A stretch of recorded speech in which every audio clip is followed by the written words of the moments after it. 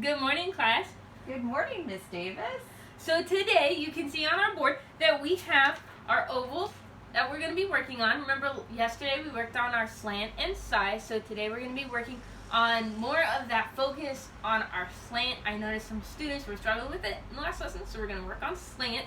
Remember to tilt your paper when you're doing it, and if you tilt your paper, now if you're left-handed, we have some left-handed students in our class. If you're right-handed, what direction are you going to tilt your paper? Yes, with the left side pointing to the top of your desk. If you're left-handed, what side are you going to? Yes. So Louise is left-handed, so she's going to be pointing her paper the opposite direction to help her with that slant. Now today, the emphasis on the letters in your book that you're going to be copying are the canes. Now, some of you may not remember what a cane is from the other grade, so I'm going to go over it. The cane is that little part at the beginning of H and K and E. It's that little loop that reaches down to the middle line, and it's up on the top of the letter. So if you see on here, I have two canes on my letters. I have a cane on my H and a cane on my K. And our canes don't actually attach to the other letters. You have to pick up your pencil and start on the other side of the letter. So keep that in mind. Don't try to draw a line. The difference with C, which you see in your book, C, N, and M, is that you just retrace. And C it has the loop, but it's not considered a cane because it doesn't come back down in a straight line. So be working on your slant as you... And E too. And yes, Louise pointed out that E also does not come down in a straight line. I want you to look. I know that we don't have the cards to show you the dotted line that it would fall on, but your dotted line, your canes will all touch that dotted line, and you can see that they end at the 3/4 line, which is also not written in your book. But remember, we have our roof, and then we have our 3/4 line, then our halfway dotted line. Then we have our baseline down at the bottom. And if you were doing exceptionally well in your slant today, I'm going to come around and I have my Sparkle Fun stickers, and you get to pick off the entree of your choice. Now, Louise, go ahead and stand and read. You can remain seated. And read our poem for us. Okay. Mr. Nobody. He puts damp wood upon the fire that kettles cannot boil. His are the feet that bring in the mud and all the carpet soil. The papers always are mislaid. Who had them last but he? There's no one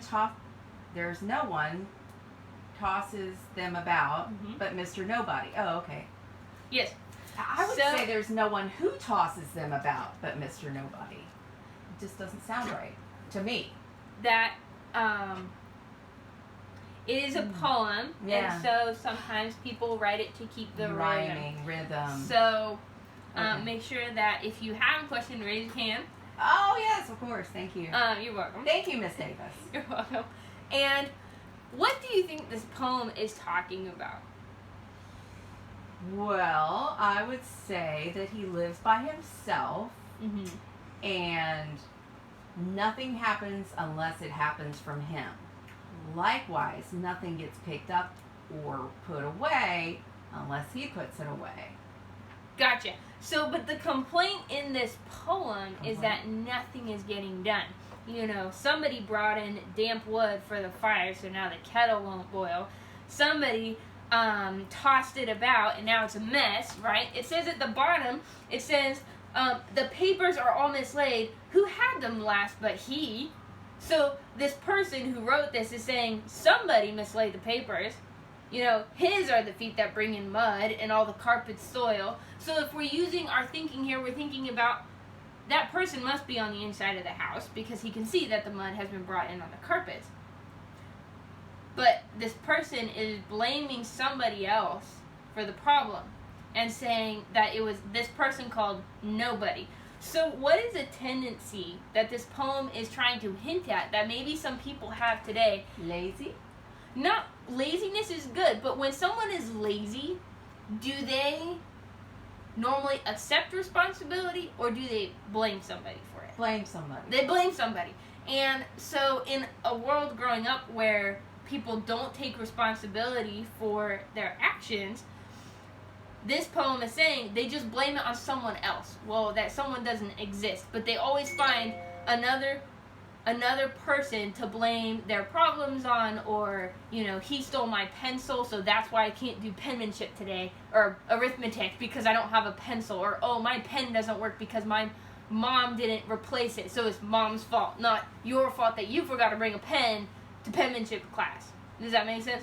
So this poem is talking about blaming it on somebody else, and we know, what does the Bible say about taking responsibility for our choices?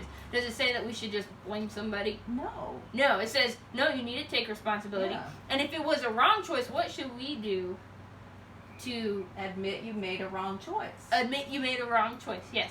And confess it and repent and turn around. So that is what this poem is talking about. I want you to keep in mind what is maybe a bad habit that you have that has a consequence or a result of that you might blame, or maybe have been blaming somebody else for it. And think about that as you write this poem. And I'll be coming around and putting a lovely sticker of your choice on the people who have been working on good slant. So go ahead, you may begin writing. Do we write the total? I mean, Yes. do we write the title of it? Yes, you do write the title.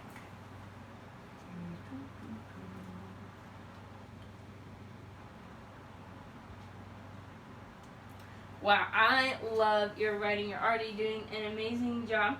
I love the size of your letters. You have everything spaced out very neatly.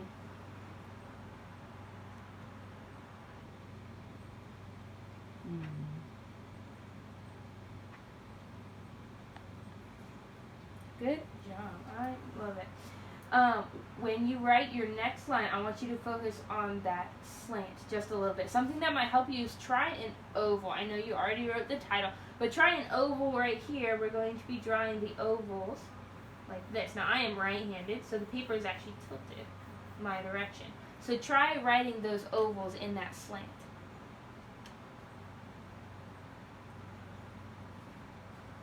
Like that? Yes, like that. Now write it so that it is more slanted. Like that.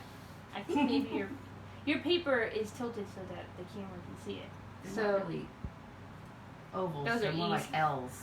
Try turn it this way and try writing your oval again I can't. with this hand. Just try it Why would I do that? because you're slanting it that way. See, I can't even stay on right. Okay, Yeah. Have to do it this way. gotcha.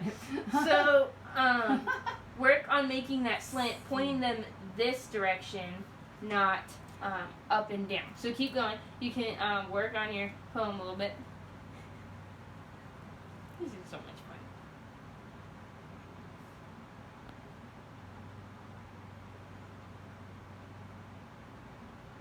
Oops.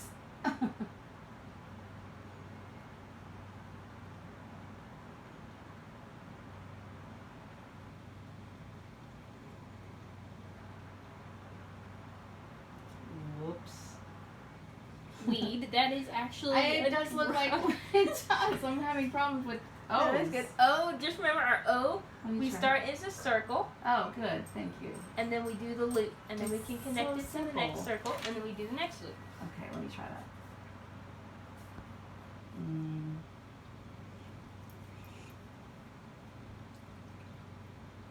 There you go.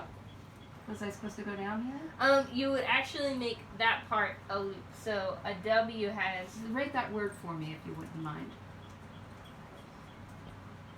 I'll fit it right there. So you I write your can't see W. it. You can't see it. All right, let me write it bigger. Yeah, just right over here. I'll write it right here. This is a very big version of the word would. And So the, you have a little. the W yeah, has a a little- thing on the yes, bottom, a not little on the hook. top. Yes.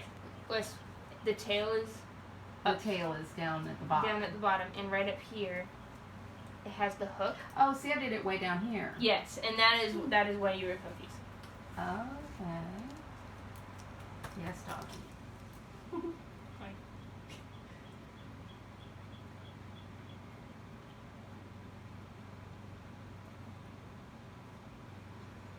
upon.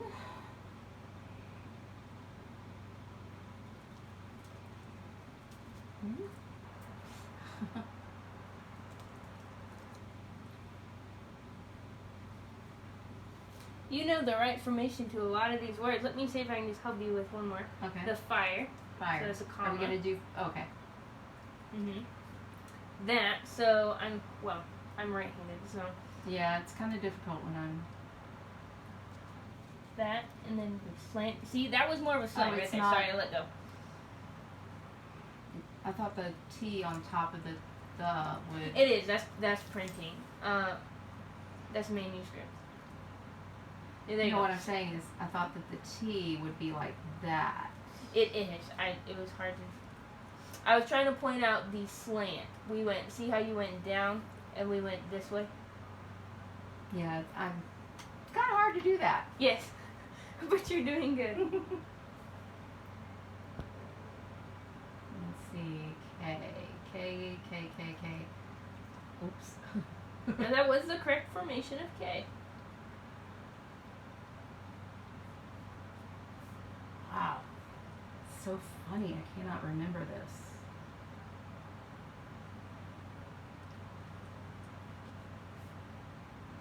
Cannot.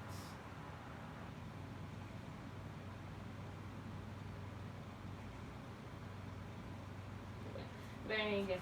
We will continue working on our slant and on our sizing as we continue to write this.